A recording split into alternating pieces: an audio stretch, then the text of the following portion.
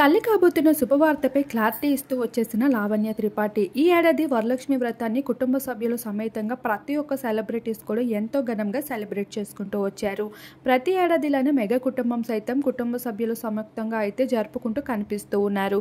ఇక లావణ్య త్రిపాఠి రీసెంట్ కాలంలో తిరుమలకి చేరుకోగా అక్కడ వరుణ్ తేజ్తో లావణ్య కనిపించినప్పటికీ తను ఒళ్ళంతా కప్పుకొని చీరతో అయితే కనిపిస్తూ వచ్చింది. ఎక్కడ కూడా చేరు చెంగుని కడుపు దగ్గర నుండి తీసిందే లేదు. అయితే లావణ్య నువ్వు ప్రెగ్నెంటా అంటూ సోషల్ మీడియాలో వస్తున్న వార్తలపై లావణ్య త్రిపాఠి ఎటువంటి క్లారిటీ అందించిందే లేదు. అయితే ఇప్పుడు వరలక్ష్మి పూజ వ్రతాన్ని కుటుంబ సభ్యుల మధ్యన జరుపుకుని ఉన్న లావణ్యకి సంబంధించిన కొన్ని ఫొటోస్ సోషల్ మీడియాలో వైరల్గా మారుతూ ఉన్నాయి.